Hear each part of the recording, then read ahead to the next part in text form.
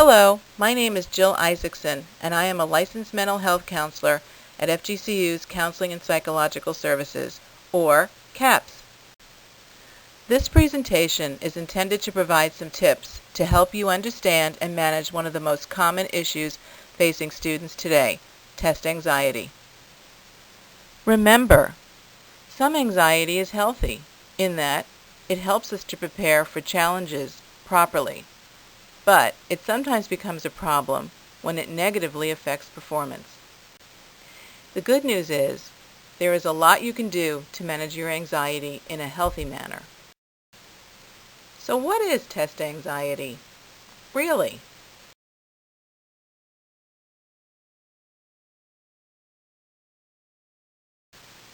Test anxiety is a psychological condition in which people experience extreme distress and anxiety in testing situations.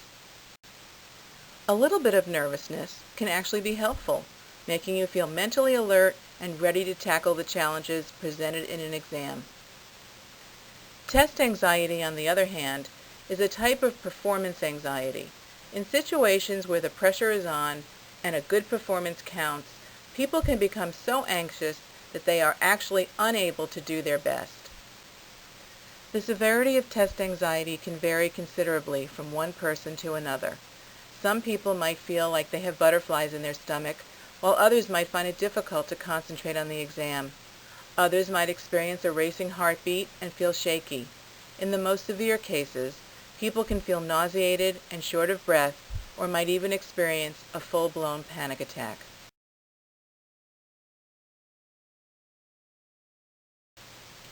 Like other situations in which a person might feel performance anxiety, test anxiety can bring on butterflies, a stomach ache, or a tension headache.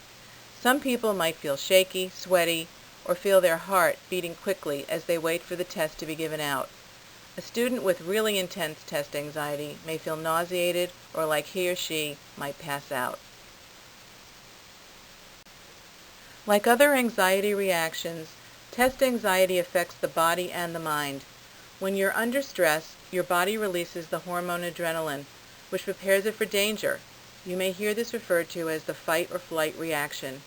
That's what causes the physical symptoms, such as sweating, a pounding heart, and rapid breathing.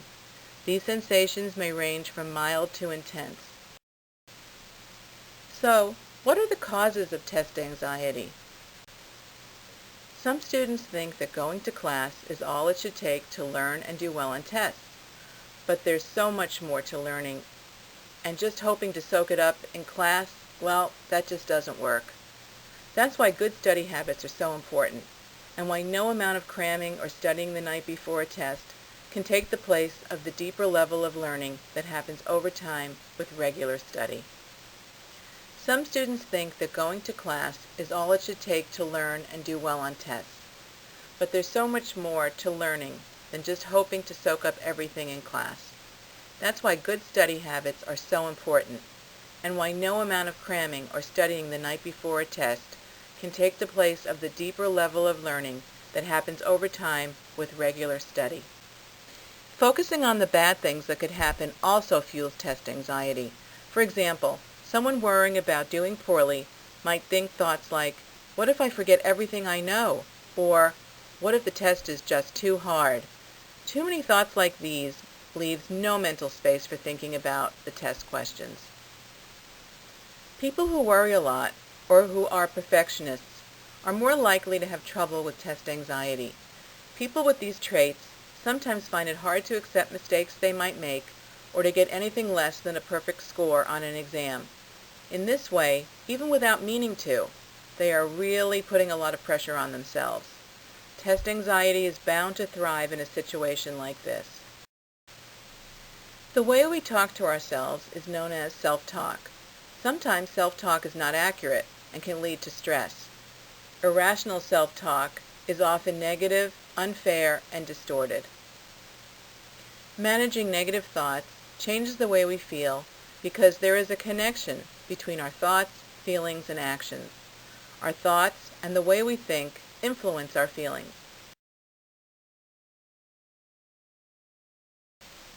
How can this thoughts-feelings connection work for you? How can you take control of your thoughts?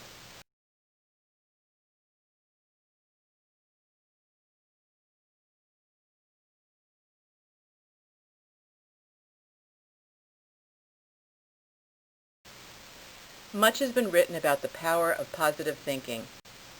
In an article on stress management, the Mayo Clinic found positive thinking increased lifespan, lowered rates of depression, and even increased the resistance to the common cold. So become aware of your thoughts. They impact your emotions.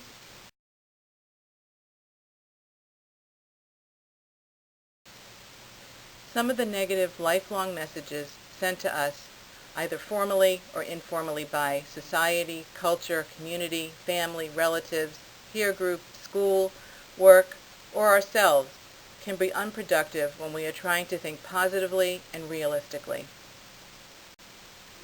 Be real. You have gotten this far in your education because you are capable. Acknowledge this reality and affirm it. A positive attitude is not always automatic. You have to work at it. Attitude does not emerge from what happens to you, but instead from how you choose to interpret what happens to you. As Henry Ford once said, if you say you can or you can't, you are right either way.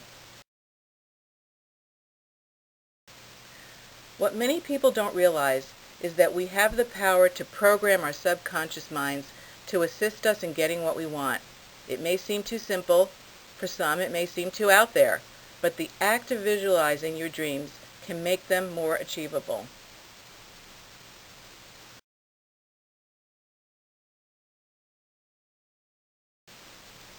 The benefits of relaxation are more than simply a refreshed mind and rejuvenated spirit. Did you know that there are significant health benefits associated with relaxation, including stress reduction and reducing or eliminating insomnia? Simply taking the time to clear your mind of distractions can have enormous benefits.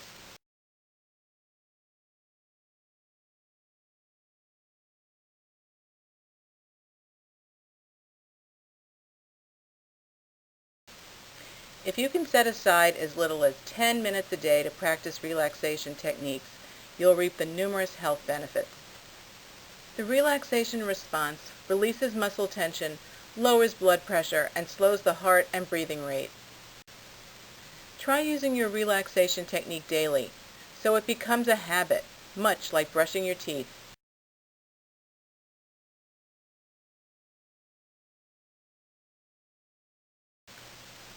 Like meditation and yoga, some of the relaxation techniques being used are quite ancient. Others, like biofeedback or progressive muscle relaxation, are relatively new. All of the techniques, though, seem to evoke a single physiological state that Herbert Benson, director of the Division of Behavioral Medicine at Beth Israel Hospital, called the relaxation response. Any form of deep relaxation seems to bring benefit.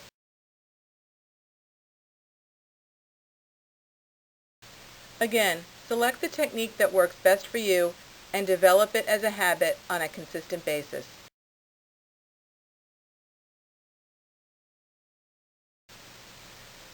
The key words to remember are persistency and consistency.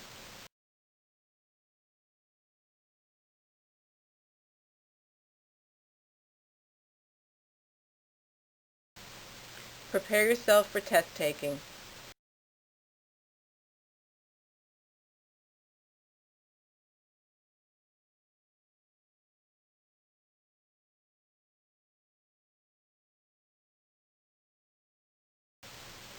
Develop these practices and they will eventually become second nature.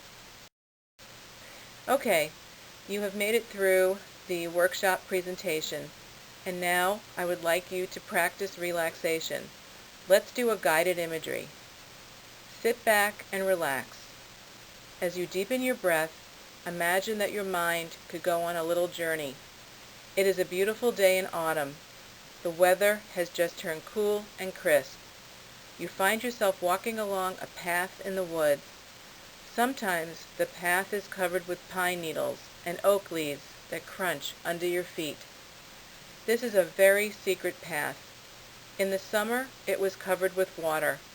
On this very special day, it is dry and filled with beauty. As you look to your left, you see a beautiful hawk flying low through the trees.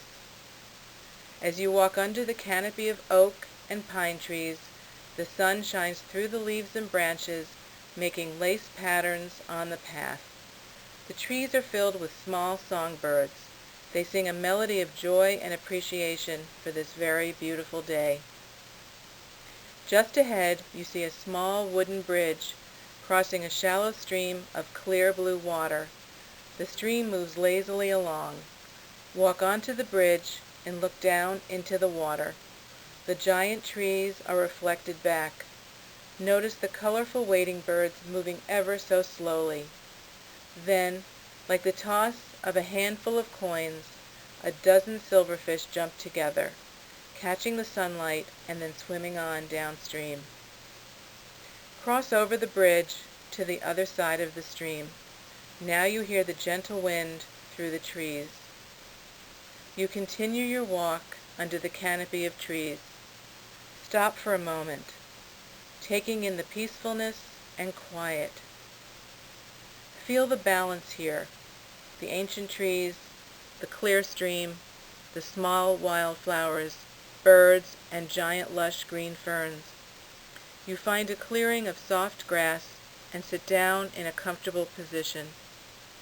As you settle in and become aware of your breathing, go inside and feel the peace, calm, and relaxation. Take 3 more slow, deep breaths. As you inhale and then exhale into the relaxation, know that you can come here anytime to simply let go and be at peace. Rise up, turn, and make your way back to the stream.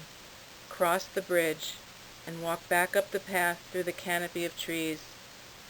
Stop, turn, and take one last look at the beautiful place you just visited. Take in one more breath. And now slowly bring your awareness back to this place and time, and slowly open your eyes.